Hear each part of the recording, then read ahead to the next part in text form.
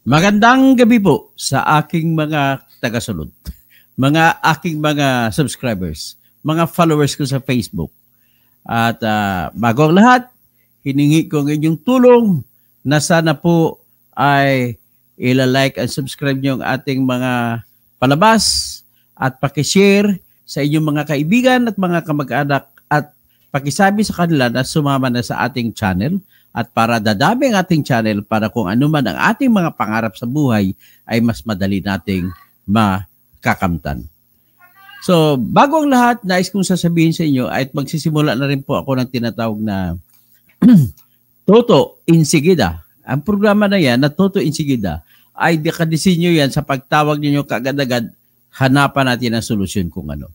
Kung may irereklamo kayo mga pulis, tawagan kagad natin at kausapin kagad natin. At kung may direklamo kayo mga opisyal ng bayan, ay tatawagan kagad natin at bibigyan hanapan natin ng solusyon. Yan po ang hiwalay na programa natin. So, sa pag ito naman po ay sakala na paglalawak ng ating serbisyo na dahil naman po sa katotohanan na kulang pa talaga yung serbisyo na dapat kakailanganin ng buong bayan. At marami po sa ating mga kababayan po nalalagay po sa balag ng alanganin at sa tingin nila ay wala silang sapat na kakayahan, tapang at sila'y natatakot para lumaban o makikibaka kahit na alam nila ang lahat ng kanilang pinaglalaban ay para sa kanilang pagkatao. Bilang tao ay meron kayong karapatan at ang tawag dyan, karapatang pantao. So, mayap, abengi, presperes sa mga kabalen ko, lalo na dyan sa Purak, Pampanga na kung saan ang inyong mayor na korap na si Jing Capil ay suspindido ng ombudsman. Si Sebastian Sartin Gonzaga, magandang gabi po. Tapos sila yung unang pumasok, no? Okay, magdiretso na tayo. Ang pag-usapan po natin sa ngayon ay ibabahagi ko sa inyo yung totoong kwento sa totoong buhay. Si Colonel Santa Teresa, magandang gabi. Meron ako ibabahagi kay Colonel Santa Teresa na isang kwento na buong anti-drug operative unit ng General Trias ay tinanggal sa serbisyo dahil sa pagtanim ng ebidensya na droga. At naipanalo namin ito, yung kaso laban sa mga pulis na yan na General Trias. At ang aming ebidensya po na naginamit ay ang CCTV. Ganon po kakahalaga ang CCTV. Nang dahil sa CCTV ng ebidensya, ang lahat po na buong unit ng anti-drug operative ng General Trias ay inutusan na tanggalin sa serbisyo. So ito po, umpisa natin ang mga pangalan kung sino po ang natanggal na pangalan. So magandang gabi din kay Phil Junior Tabayuyong nandyan sa Cambodia. At hindi ko alam ang salitang Cambodian na magandang gabi. So anyway, magandang gabi, whatever it is in the language of Cambodians. So Sebastian Sartin, like and share is done. Thank you po. Ito ngayon, nais kong iangat muna yung tinatawag na istasyon ng General Trias. Alam mo yung General Trias Police Station, wala naman itong, siguro naman matutuwa naman si Mayor Ferrer sa nangyaring ito at matatanggalan yung mga kurap at saka mga, actually pwede ko silang tawagin ng mga ninja cops. Ninja cops kasi ang insidente na nangyari sa usaping ito ay nangyari po sa panahon ni Duterte. Yan po yung police station na ninja yan ang yung mga kasapi ng mga pulis ng General Trias Police Station. So hindi ko ma-identify mga pangalan nila, pero hindi ko alam kung isa dyan sa kanila ay andyan yung tinanggal na sa pwesto ng mga pulis. Pero siyempre, mga anti-drug operative sila, lagi sila pong naka-civilian. At magandang gabi din, no? Sabi naman ni magandang gabi pala kay Kabunyog Jun Kabinbin. Magandang gabi, Kabunyog. Roel Kagbay, magandang gabi. Jerry Caloset, good morning pala dyan sa inyo sa Germany. Tapos, sino pa? Tapos si Danilo Timaho, mabuhay Katoto, watching from Frisco, Texas, USA. So good morning pala diyan sa Texas. Tapos sabi ni Colonel Santa Teresa, sabi niya dahil hindi mag-implement ng Civil Service Resolution which attained finality as mandated by Republic Act 10154 dated February 28, 2020 with writ of execution dated. Maraming salamat. O ngayon, ganito, ang isang assurance ko kay Colonel Santa Teresa, pag-usapan na po natin na isa sa mga regular topics natin ang kaso kasi public interest din ito, yung kanyang kaso. Biro mo, nagretiro na siya, siyang pulis na nagretiro, hindi ibibigay ang kanyang pension. Yan po ang ating pag-usapan. So anyway, tapusin muna natin itong usapin na kung saan buong lahat ng member ng anti-drug operatives ng General Trias Police Station ay sa utos. Ito yung utos ng Philippine National Police IAS o Internal Affairs Office ay tinanggal sila. At ang pumirma pa rito yung kaibigan ni Colonel Santa Teresa na si Sidney Isernia. So siya ata ngayon ang hepe ng director ng IAS. Director pa siya ng Personnel and Records Management.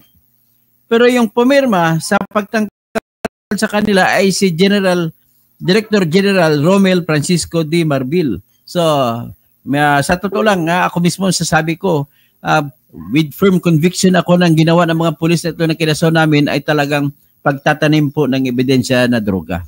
So magandang hapon, magandang gabi rin kay Christopher Talabukon. Maayong gabi si Senator Engineer Dr. Toto Causing watching from Nueva Ecija. Pupunta ko sa Nueva Ecija sa this coming siguro middle of November. Kasyong Provinciano. Magandang gabi Senator Dr. Toto Causing. Di na siguro masama sa akin lang kung makakumbinsi ako ng 100 votes. Maganda. 100 votes. So sige, bibigyan ko kayo ng challenge. Lahat ng mga bawat subscriber ko, magkumbinsi kayo ng 100 voters na buboto kay Toto Causing para pagkasenador. Tapos, ito gusto ko sana, magtayo tayo dyan, Colonel Santa Teresa, sa giginto ng Bunyog Giginto. Para naman mag-usap tayo kung paano tayo magpupunta ako dyan at itatayo natin ang Bunyog ng Giginto.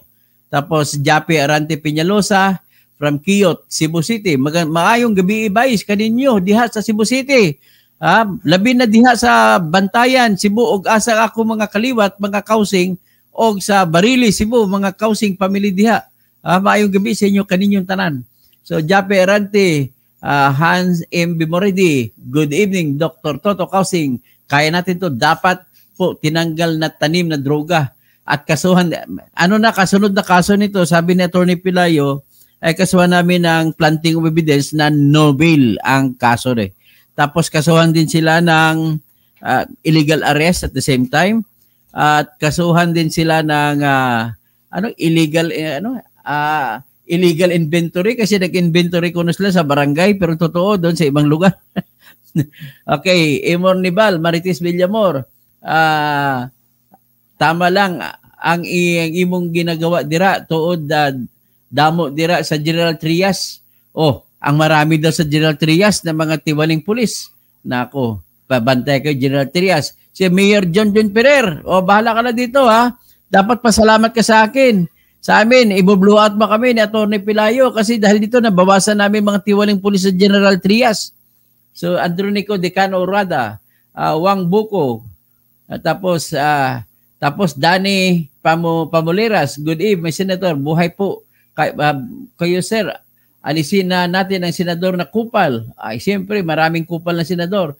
Nais ko lang, i-discuss ko mamaya yung senador na kupal na nahuli na gumamit ng bus lane sa EDSA, tapos tumakbo, tapos nag-dirty finger pa sa mga traffic officers, enforcers ng MMDA.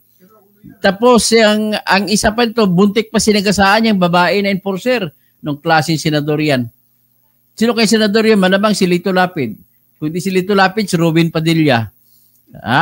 Kasi minsan dumaan dyan si nahuli, pero umamin.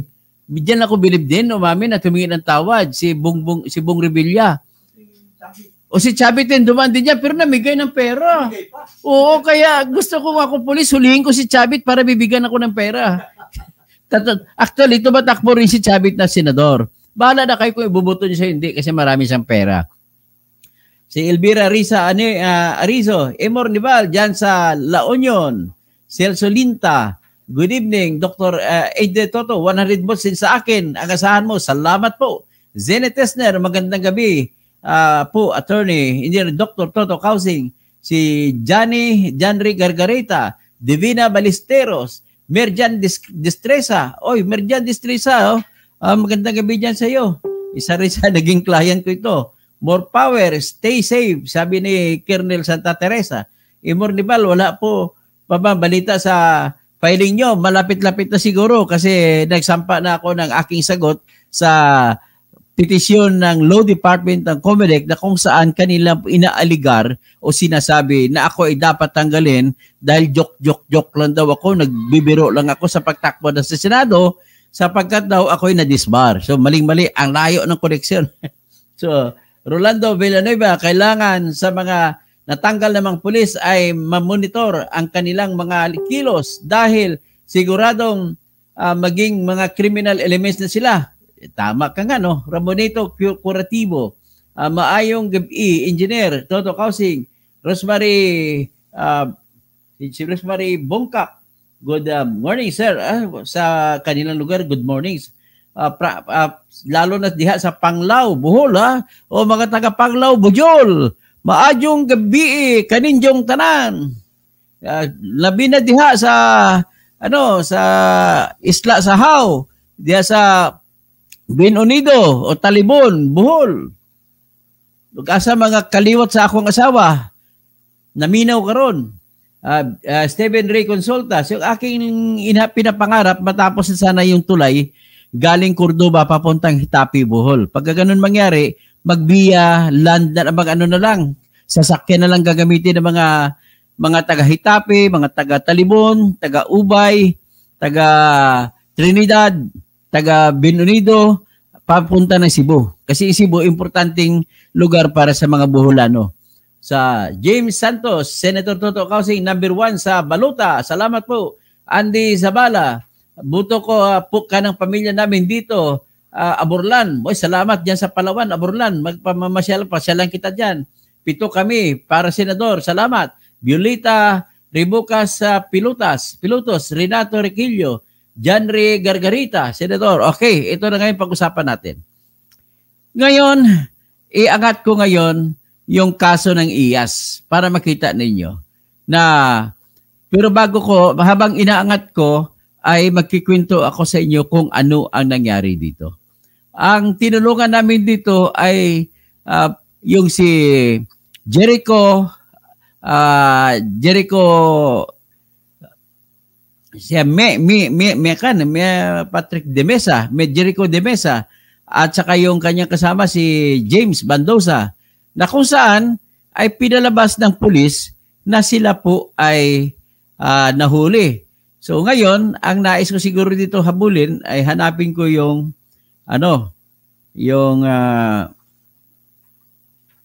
hanapin ko yung CCTV. Ang CCTV kasi ang pinaka numero 1 ng ebidensya namin. Sa CCTV, makikita mo na pinulot lang ng pulis yung tinulungan namin at pinulot lang inaresto na walang kadahidahilan. So ngayon, at dahil doon, ay kinargahan nila, pinalabas nila na nagkaroon ng na nahulihan ng shabu. Pero naipalabas namin ang ebidensya na hindi totoo yung shabu na kwento. At dahil hindi totoo, ang nangyari ngayon ay napanalo namin dahil napatunayan namin sa isang CCTV. Ang CCTV kasi sabi ng IAS na nagdesisyon, ang video ay hindi nagsisinungaling. Kaya sa video nakikita po na pinulot na lang talaga yung inaresto nila. At walang hindi totoo, hindi tumugma sa kanilang kwento na nag-buy-bust operation sila. Yan po ang nangyari diyan. Kaya po nanalo kami. So ito ngayon siguro ipakita, hinahanap ko ngayon ng video. So pag hinahanap kong video ngayon, sana makuha ko ang video. Ito, dali lang ha. Medyo malalim na itong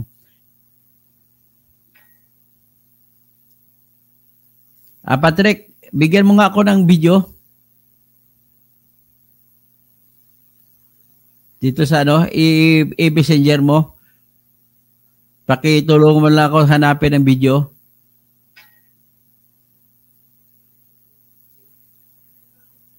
Ito, nakita ko ng video. Ha? Nakita ko ng video. So ngayon, pag makita ko ng video, ay ito ipi-play ko ng video. Okay. Siguro mas maganda na i-download ko bago ko i-print para makita nyo ng buong buo. Ito dali lang ha. Just 1 minute. Sa kaping mainit. Ito na po yung video natin.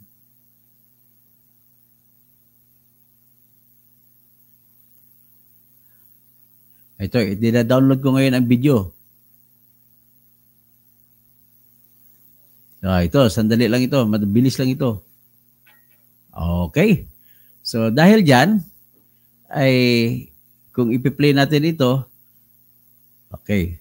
Iangat ko ngayon ang video. Ang pinakita ko sa inyo ngayon, yan po yung sulat ng IAS sa akin. Ha? So, sa amin, yung sabi niya, this pertains to the motion filed by James Bulaquiña and Jericho S. De Mesa accused seeking to reopen administrative case for less grave and grave misconduct, grave dishonesty, and less grave misconduct, and to admit the RTC order granting their petition for bail in said criminal case. Based on records, PLT Col Ranyon et al. Was charged for less grave neglect of duty, grave misconduct, grave dishonesty, and less grave misconduct docketed under NIAS NMP 23-038.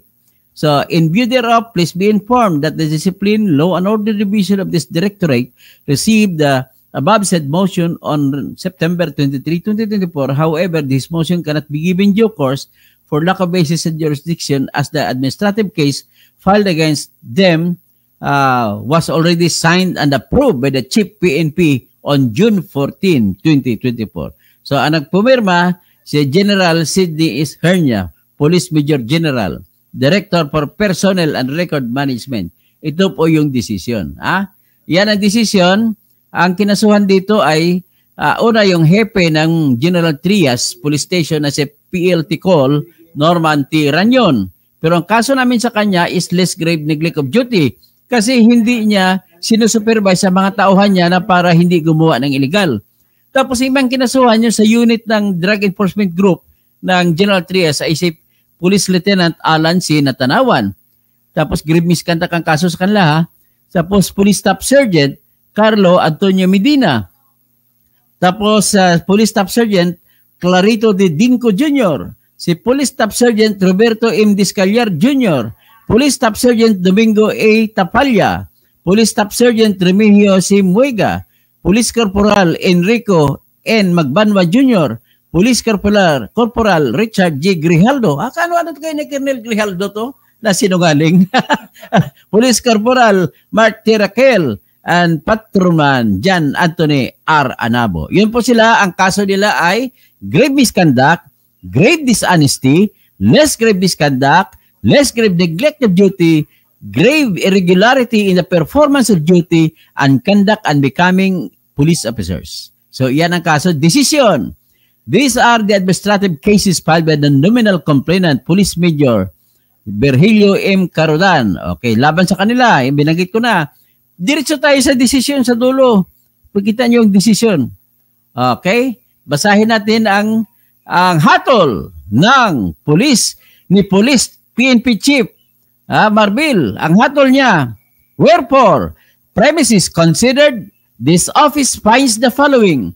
Respondents, Police Captain Alan C. Natanawan, Police Staff Sergeant Carlo Antonio G. Medina, Police Staff Sergeant Clarito T. Dinco Jr., Police Staff Sergeant Roberto M. Discallar Jr., Police Staff Sergeant Domingo A. Tapalla, Police Staff Sergeant Remigio C. Muega, Police Corporal Enrico N. Magbanwa Jr., Police Corporal Richard G. Grijaldo, Police Corporal Mark T. Raquel, ng Patrolman John Antonio R. Anabo are liable for 2 counts of grave misconduct. by means of perjury, pagsisinungaling, and arbitrary detention.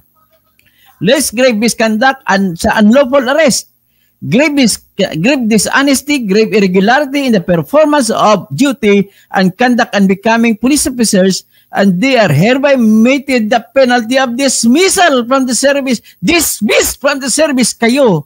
It shall carry with it the accessory penalties of cancellation of eligibility, forfeiture of retirement benefits, and disqualification for re-employment in the government service. However, they are not liable for grave misconduct on planting of evidence. Hindi sila liable unless grave neglect of duty, failure to use the body-worn camera. Mapatunayan na naman namin sa korte ang planting of evidence.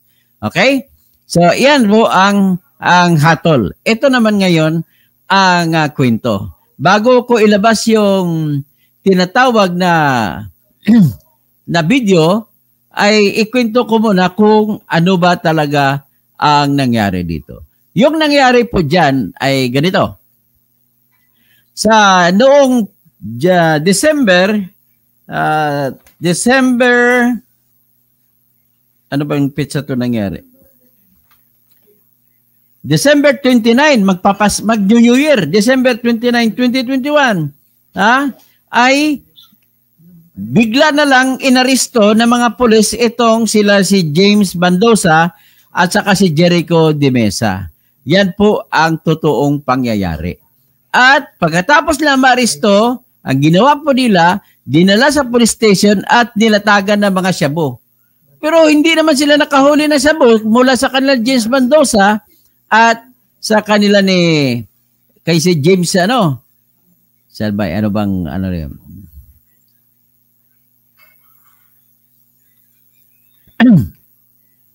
15K views. Okay. So, hindi rin wala sila nakuhang droga sa pagkatao nila bago ko ipiplaying ko, wala sila nakuhang droga sa mga inaresto nila. So, at they went on by planting evidence. Ang tanong, saan sila kaya kumuha ng droga? Itong mga pulis na to? Alam mo ba, Atty. Pilay, kung saan kumuha ng droga to? Kasi wala namang drugs ang itong mga... nagtipid pa, marijuana ang nilagay, tapos shabu ang nilalagay sa kaso. Nagtatanim pa, nagsisinungaling pa. Yan ang nangyari dito. So, i-play natin. Ito po ang video na nagpapakita ng katotohanan na yung taong inaresto nila ay walang bypass na nangyari at walang droga na nahuli. Kasi ang ginawa nila rito sa video na ito ay talagang nakatayo lang tao, talagang inaresto na kagad. May dumating na isang Innova na siyang ginagamit ng General Trias Police Station na walang plaka, ginagamit nila sa illegal operation ng mga police officers. Kaya Mayor Ferrer, tanggalin mo na yung Innova na yan. Marami ng krimen na ginawa ang Innova na yan. Marami ng pinatay ng mga testigo dyan, ang mga inaresto. At ngayon, magkahiwalay pang inaresto pero lahat drama. Ngayon, ang aking masasabi rito, December 29, 2021 nangyari, panahon pa ni Digong ito. Ito yung panahon na matatapang ang mga pulis gumawa ng kasalanan. Kasi nga na may backup sila na sinasabi ni Digong Duterte na sila ay i-absuelto, i-pardon. O ganun nga. So pakingganin natin ngayon ang yung video.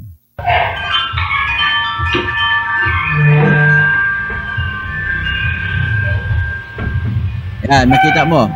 Yan ang hinuli, naka-t-shirt to. Yan, naka-basketball t-shirt yan si James Mendoza. Nakatayo na siya dyan. Tapos, sumindi na sigarilyo. Yung pintuan na tinayuan niya, ano po yan? Yan po salon, beauty salon. At salamat ako, yung katabing bahay na yan, mayroong CCTV. Diyan namin nakuha ang CCTV. Ayan ang papulis. Dumating ang dumating ang Innova. Yung bumaba pulis, hinuli na siya bigla. Ayan, klaro, hinuli lang. Walang, may bala, may bitbit pa mga baril na naka-plain clothes sila. Kita mo, walang mga bypass na nangyayari. Tapos pinusasan na nila. Mabuti yung aso na katabi nila, hindi nila pinusasan.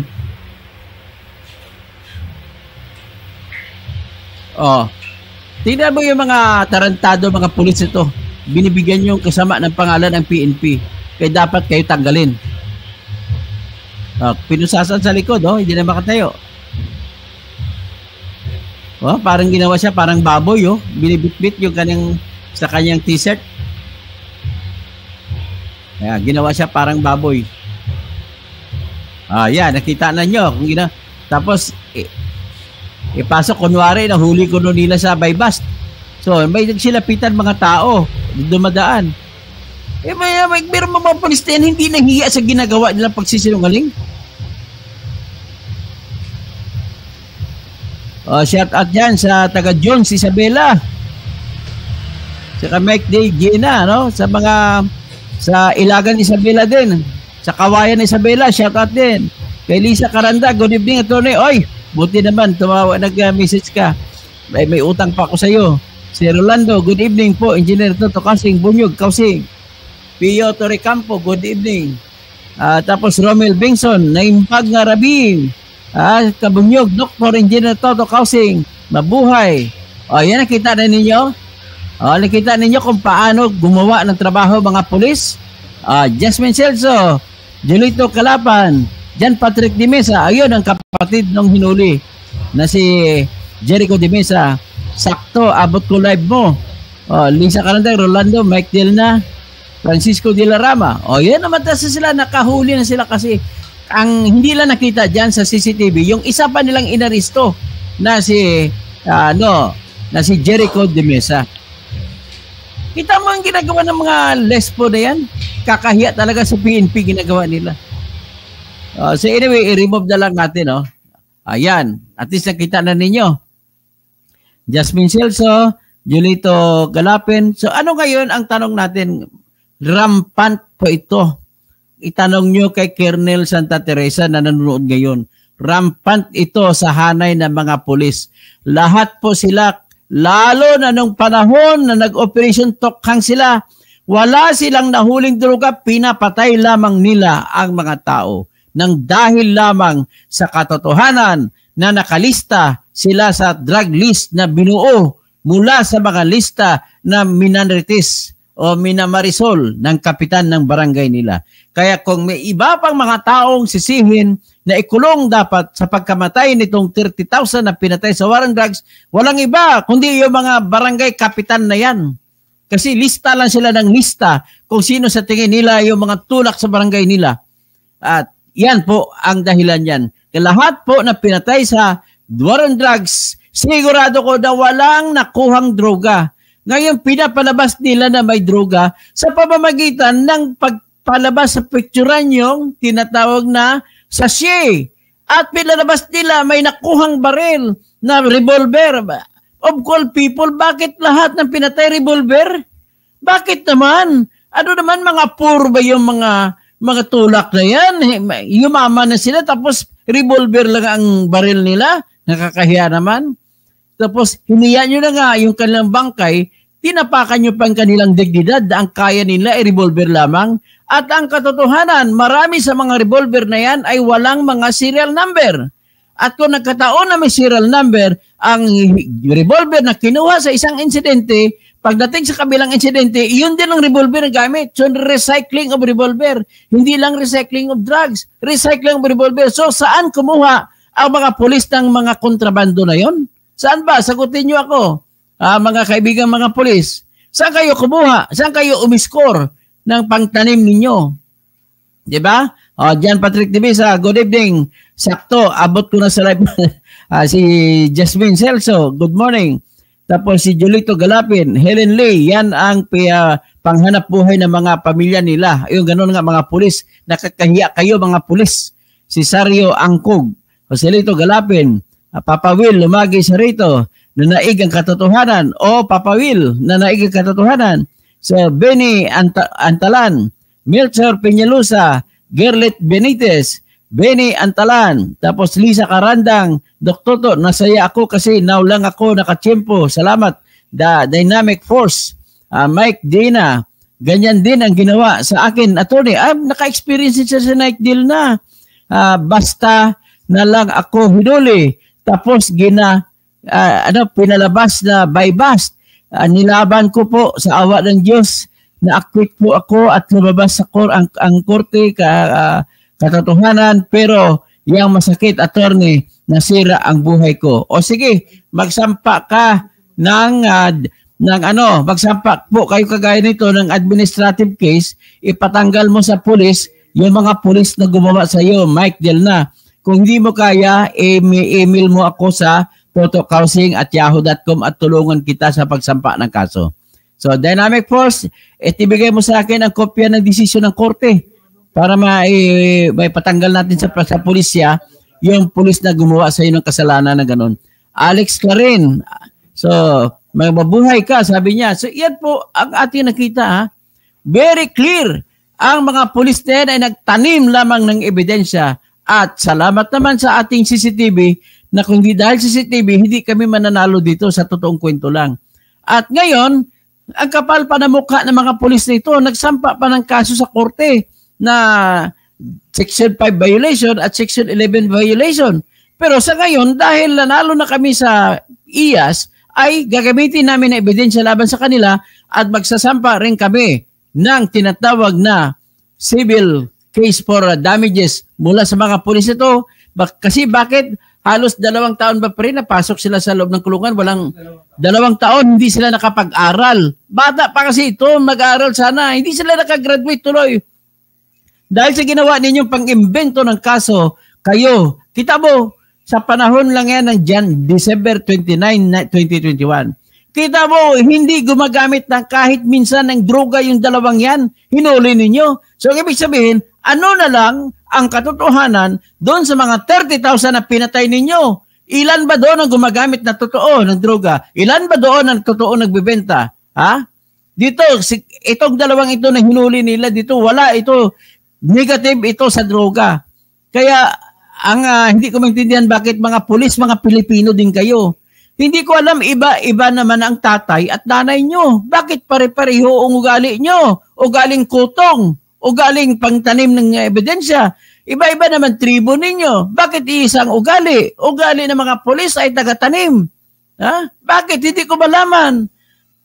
Bakit ganoon? Mula kahit anong tribo, ha? Mula Tawi-Tawi hanggang sa Batanes, hanggang sa Apari, ganun ang mga ugali ng lahat ng pulis. Kahit kamag-anak ninyo, tinataliman ninyo, ganun po kayo katindi. Kailan na ba? Ibig sabihin naman to, sabi ni Joby Espinido, sa training daw nagkamali ang PNP kung bakit ganun ang ugali ng mga pulis. Alright, naalala ko maraming mga pulis na lumapit sa akin noon na trainees, humingi ng tulong sapagkat inutusan sila mangutang. At hindi sila pinapasweldo. Kasi pag the fact na sumumpa na sila na pulis at sasali sa training ng pagkapulis, nag-uumpisa na po ang sahod nila. Ang ginagawa naman sa mga training camps, kasama ng Philippine National Police Academy, ay hindi nilalabas ang sweldo ng mga trainees na pulis. At dahil hindi nalabas, saan sila ngayon kukuha ng pagkain? Anyway, may pagkain sila doon na niluluto ng training camp. Pero saan sila kukuha ng pera? So, ang ginagawa naman itong mga tarantado, mga tiwali sa mga opisyal dyan na nakatalaga sa mga training centers natin, sa RTS, mula sa Ilocos hanggat sa Tawi-Tawi. Ang ginagawa ninyo ay meron kayong kausap na nagpapautang ng pera. Lalapit kayo doon sa inyong training camp at lahat ng mga pulis na hindi nakasweldo, umuutang doon ngayon. At hawak pa nila yung cashier, kaya bayad kagad. Ngayon, dahil sa ganon, tinitraining ninyo ang lahat ng pulis na nagtitraining na manghanap ng pera. Ngayon, marami dyan, nagpapadala pa ng kambing, nagpapadala ng alak. Grabe na mga trainees natin. So, ganon ang tinuturo ni Joby Espinido. Pag binago yung training system hanggang sa PNPA, matatanggal po ng malaking malaki ang ugali ng mga pulis na mangutong. Ganun po ang pinag-umpisahan dyan. Kaya ito, sa kaso ito pinipresenta ko, nagutong sila ng gusto. So magandang gabi, Roderick de Guzman. Swerte ang aso buhay. Ang aso hindi nila hindi nila pinusasan eh. May katabi kasi pre na aso eh. Tapos yung buntot ng aso pag ganun-ganun, nilalapitan pang puwit ng isang pulis, hindi mo lang niya pinusasan ng aso. So, John Ray Gargarito, Toto Bertini, Catalonia Casing, Philippines, Senator, suportahan natin ito para may tagawalis ng gumagawa ng kalukuhan. Tama po. Tapos, Van Halen, nagtiwala na sa ahas, magtiwala ka sa ahas, wag lang sa pulis. Grabe naman itong mga pulis na to. Jasmine Silso, God bless Toto Kausing for defending these innocent people. Mabuhay po kayo. At nakalaya na po sila ngayon sa kulungan, ha. Tapos Purple is Life. Civil suit against Duterte kasi inako naman niya. Malamang si Duterte sakop nito kasi pinalakas ang loob by induction. John Ray Gargarito, ano bang sa Tagalog ang ini-induce mo? Inudyok, no? Sa pag-udyok ni Duterte sa mga pulis, pwedeng isama si Duterte sa kaso. Mike Dilna. So, Wonder Mike, Mami Sally, good evening. So, Purple is Life. Sa si Ben Gonzaga, attorney, nako, bunyog, Toto Kausing, sir, maayong gabi. Tama lang ang desisyon ng PNP Chief Marbil sa mga pulis na involved sa mga katiwalaan. Sa tingin ko, ito mga pulis din ito ang involved doon sa pumatay, doon sa pinag-uusapan natin, Ben Gonzaga. Pwede ko ba naman sila matawagan ulit para i-picture ko naman sila ngayon para may kinalaman, may connection dito sa kasong ito kung saan ang mga pulis dito sa General Trias ay tinanggal ang lahat ng pulis sa unit ng anti-drug. Jane Gargarito, Helen Lee, Stephen Roy Consulta, Nelmi, Alex Clarin, tapos Dynamic Force. So Mike Dilna, i-email mo ako sa totokausi@yahoo.com. Kailangan ko kopya ng mga dokumento mo at gawa natin ng kaso ang lahat ng pulis na nagtanim ng ebidensya laban sa iyo. Si Robin Talde, si Remigio Magtubo, John Patrick Dimisa, tapos yung ibang pulis mula high ranking. Pero mag-apil na tayo, dapat isama natin yung chief of police na si Ranyon. Kasi kung naging maagap siya sa kanya mga pulis, hindi sana nangyari ito. Kaya lang, nangyari ito kasi kinukonsente ni Colonel Ranyon. Kaya mag-apila tayo dito na dapat isama si Ranyon sa mapaparusahan, si Colonel Ranyon. So, sino pa? Danilo Rabuya, John Ray Gargarito, si Roderick Di Guzman, Gregorio Babaran. Okay, hanggang dyan na muna tayo ngayon, no? At kakain muna ang inyong host. Ang inyong lingkod sa Oscar Montano. So, sa ulit-uli, mga sa aming mga kakampi dyan sa Bicol, Maray na Banggi. Ito ngayon, umigting na tayo ngayon. Sa mga waray-waray, maupay kagabi.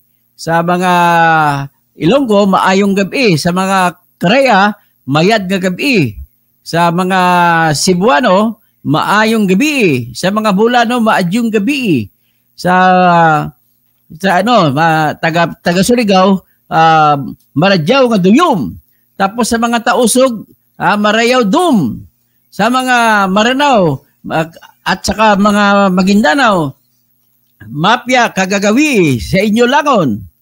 Okay, si Stephen Ray Consulta, magandang gabi. Ruben San Andres, magandang gabi. Sir Villano sa News, magandang gabi. So, yan na muna tayo ngayon at magandang gabi sa inyong lahat. Colonel Ranyon, isusunod ka na. Mag-aapila pa kami para madali ka.